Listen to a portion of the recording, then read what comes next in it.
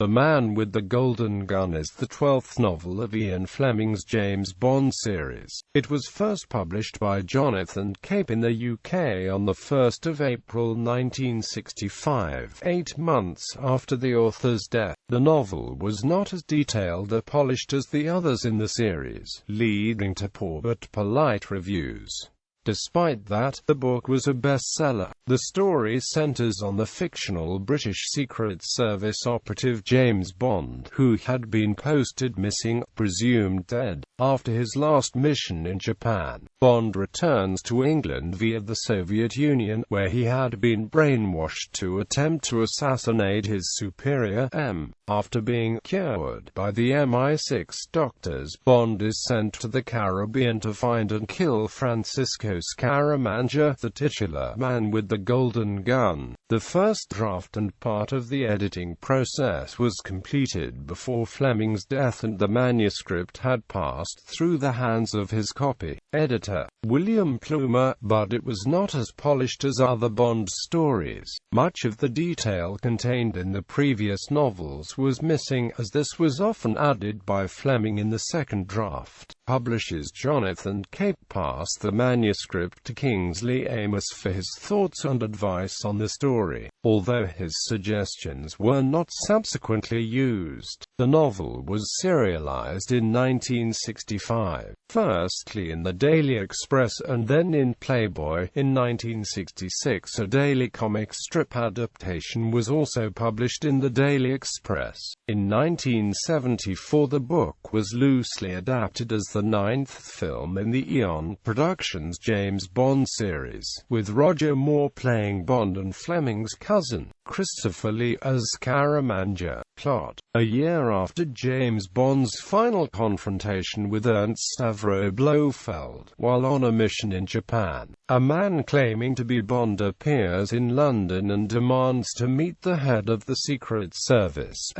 Bond's identity is confirmed, but during his debriefing interview with M, Bond tries to kill him with a cyanide pistol. The attempt fails. The service learns that after destroying Blofeld's castle in Japan, Bond suffered a head injury and developed amnesia. Having lived as a Japanese fisherman for several months, Bond traveled into the Soviet Union to learn his true identity. While there, he was brainwashed and assigned to kill M upon returning to England. Now deprogrammed, Bond is given a chance to reprove his worth as a member of the OO section following the assassination attempt. M sends Bond to Jamaica and gives him the seemingly impossible mission of killing Francisco Pistols Scaramanga, a Cuban assassin who is believed to have killed several British secret agents. Scaramanga is known as the Man with the Golden Gun because his weapon of choice is a gold-plated Colt .45 revolver, which fires silver-jacketed solid gold bullets. Bond locates Scaramanga in a Jamaican bordello and manages to become his temporary personal assistant under the name Mark Hazard. He learns that Scaramanga is involved in a hotel development on the island with a group of investors that consists of a syndicate of American gangsters and the KGB. Scaramanga and the other investors are also engaged in a scheme to destabilize Western interests in the Caribbean's sugar industry and increase the value of the Cuban sugar crop, running drugs into America, smuggling prostitutes from Mexico into America, and operating casinos in Jamaica that will cause friction between tourists and the local people. Bond discovers that he has an ally who is also working undercover at the half-built resort, Felix Leiter, who has been recalled to duty by the CIA and is working ostensibly as an electrical engineer while setting up bugs in Scaramanga's meeting room. However, they learn that Scaramanga plans to eliminate Bond when the weekend is over. Bond's true identity is confirmed by a KGB agent, and Scaramanga makes new plans to entertain the gangsters and the KGB agent by killing Bond while they are riding a sightseeing train to a marina. However, Bond manages to turn the tables on Scaramanga and, with the help of Leiter, kill most of the conspirators. Wounded, Scaramanga escapes into the swamps, where Bond pursues him. Scaramanga lulls Bond off guard and shoots him with a golden derringer hidden in his palm. Bond is hit but returns fire and shoots Scaramanga several times, killing him at last. As Bond recuperates in hospital, he receives word from M that he is being considered for a knighthood. Bond turns down the offer, reflecting that any sort of public recognition would interfere with his duties in the Secret Service. Characters and themes. The central character of the novel is James Bond. In The Man with the Golden Gun, he appears with a different personality from the previous stories and is robot-like. According to author of the continuation Bond novels, Raymond Benson. Benson also noted that Bond's character had not been developed any further than in the previous books. Academic Jeremy Black noted that when given two opportunities to kill Scaramanga in cold blood, he cannot bring himself to do it. The first time this happens is when Bond sits in a car behind Scaramanga. The method of killing would be to shoot him in the back of the head, and this is compared to the technique used by both the KGB and Nazis. According to Black, Bond has to rise above the actions and act more suitably for a British fictional hero. Once the mission is completed, Bond is offered the KCMG, but he refuses the honor and reflects on his own name, a quiet, dull, anonymous name, which had been Fleming's aim when he first named the character. Benson also points out that the touches of humor displayed by Bond in the previous novels disappeared, and he appeared in the book as cold and emotionless. For the first time in the Bond canon, M's full name of Admiral Sir Miles Messervy KCMG was finally revealed. Despite being the target of the failed assassination attempt, not only does M not press charges against Bond, he sends him out on further missions. According to Benson, main adversary of the novel, Francisco Scaramanga, is more a henchman than a major adversary and of second-rate, small-time crook who happens to have gotten lucky with his shooting. Commental. Watt and Wilmer note that Scaramanga had the same character profile as Herr von Hammerstein, the former Gestapo officer who was the chief of counterintelligence for the Cuban Secret Service in For Your Eyes Only. There are two main themes of note that appear in the novel. The first is that with Scaramanga providing the Rastafarians with drugs in return for fires in the sugar plantations, there is the return of the theme used in Rizzico of drugs being used for political purposes to undermine the West. This was part of a wider conspiracy by Scaramanga and his KGB connection, Hendrix, to destabilize the region by a campaign of industrial sabotage against companies based in Jamaica, including Reynolds Metal, Kaiser Bauxite and Alumina. Jeremy Black notes that the independent inquiry at the end of the novel, conducted in Bond's hospital bedroom, was undertaken by the Jamaican judiciary, and the CIA and MI6 were recorded as acting under the closest liaison and direction of the Jamaican CID. Bond and Leiter are also awarded the Jamaican Police Medal for services to the independent state of Jamaica. Black notes that this was the new world of a non-colonial, independent Jamaica, underlining the collapse of the British Empire. Background. Ian Fleming read The Man with the Golden Gun at his Golden Eye estate in Jamaica in January and February 1964, completing it by the beginning of March. His health affected him badly during the writing process, and he dropped from his usual rate of 2,000 words a morning to a little over an hour's worth of work a day.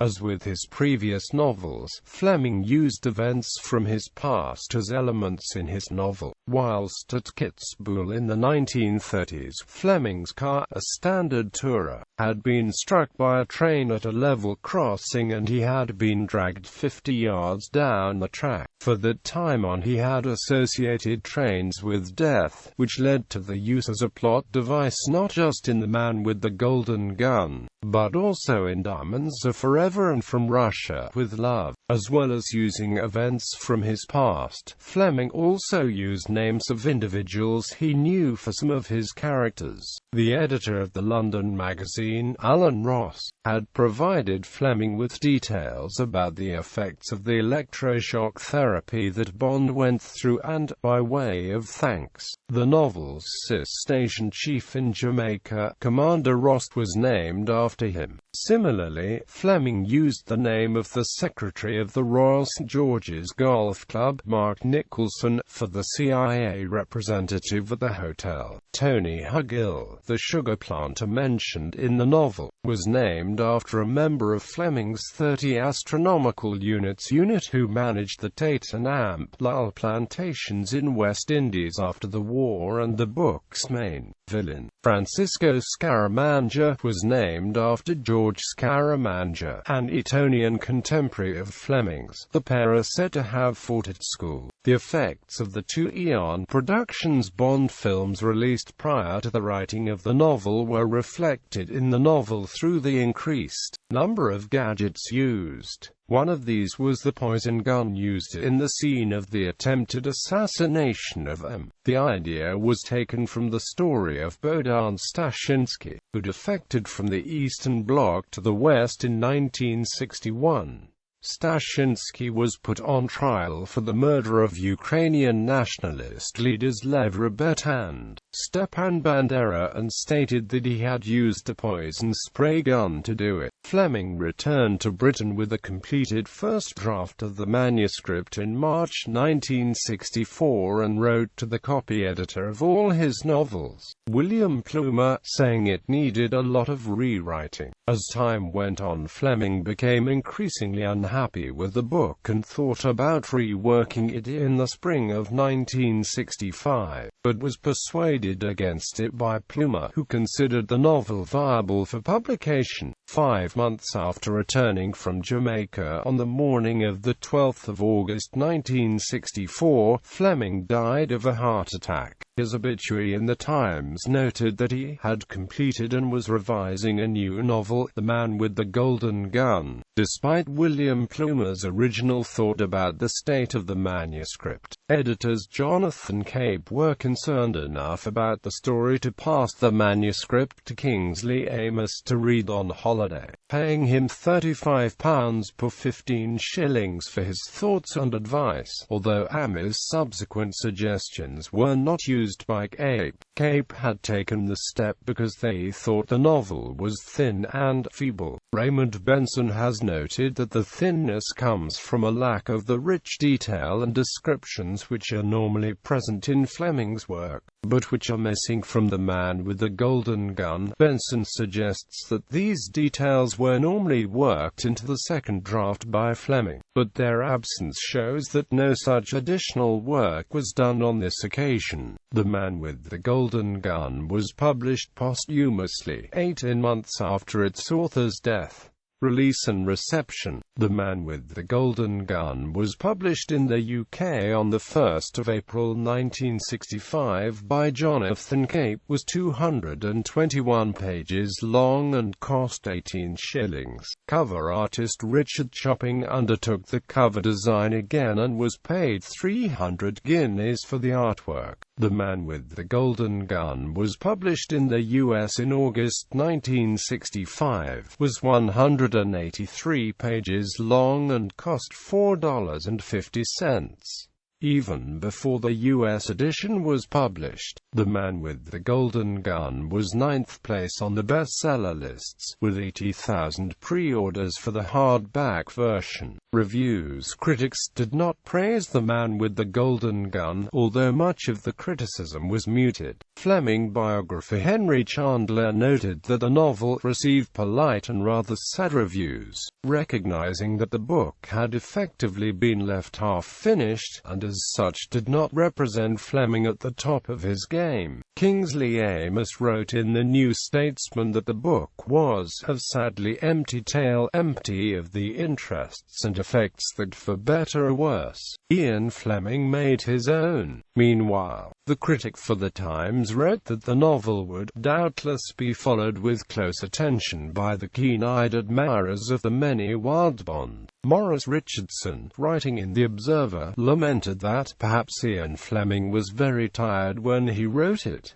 Perhaps he left it unrevised. The fact remains that this posthumous Bond is a sadly substandard job. His praise for the novel was muted, admitting, "It isn't of course by any means totally unreadable, but it's depressingly far from the best Bond." Writing in The Observer's sister paper, The Guardian, Christopher Wordsworth noted that, since Goldfinger 007 has been toiling hopelessly in the wake of the zeitgeist, prior to this novel, Wordsworth writes, "The distance between Live and Let Die, Ian Fleming's second and best, and You Only Live Twice, his last and worst, is a long iron down the Sandwich Fairway."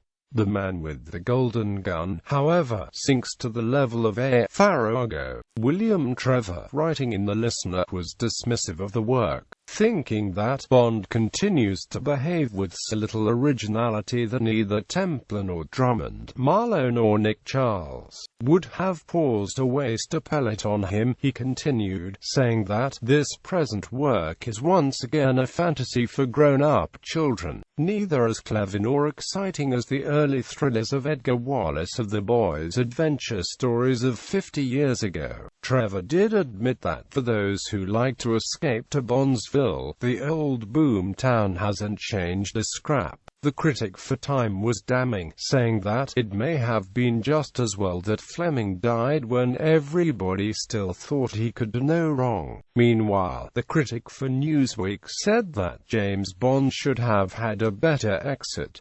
Sadly, ends not with a bang but a whimper. The world will be a vastly more lackluster and complicated place with 007 gone. Associated Press wrote that Bond and Fleming were fun. They entertained, sometimes mildly, often grandly, but always consistently. Life will be less interesting without them. Quote, in his review for the New York Times, Charles Poor wrote that The Man with the Golden Gun was a gory, glittering saga. Poor noted that the Gee-whizzery starts early and never flags, and that, despite the passing of Fleming, the James Bond spirit soars on. The critic for Books and Bookmen lamented the fact that Bond has gone out like a lamb, even the girls are below par, while the villain seems like a refuge from a seedy western. But we'll miss our James D.A.N. Jones. Writing in the New York Review of Books, thought The Man with the Golden Gun was an innocuous run-of-the-mill adventure story of 1911 vintage. Anthony Lejeune, writing in the National Review, thought that it is undeniably slight but, like everything Fleming wrote, intensely readable. In a sense, Fleming's job was finished. He had irrevocably transformed the genre in which he worked. Lejeune went on to say that in highbrow novels sex and violence are treated gloomily. In Fleming's stories they are presented cheerfully with full enjoyment. Adaptations. Newspaper serialization. The Man with the Golden Gun was published in serial form in the Daily Express newspaper on a daily basis from the 22nd of March 1965 onwards. Playboy serialization. This novel was also serialized over 4 issues of Playboy from April through July 1965. comic strip. The novel was adapted as a daily comic strip which was published in the Daily Express newspaper and syndicated around the world. The adaptation ran from the 10th of January to the 10th of September 1966. The adaptation was written by Jim Lawrence and illustrated by Yaroslav Horak. The strip was reprinted by Titan Books in the James Bond Omnibus Volume 2, published in 2011. The Man with the Golden Gun. In 1974, Eon Productions made the 9th Bond film, loosely based on the novel. The film starred Roger Moore as Bond and Fleming's cousin, Christopher Lee, as Scaramanga. The film moved away from Jamaica to the Far East and borrowed from the martial arts genre that was popular in the 1970s. The plot also changed and used the 1973 energy crisis as a backdrop to the film, allowing the MacGuffin of the Solex agitator to be introduced. Bibliography.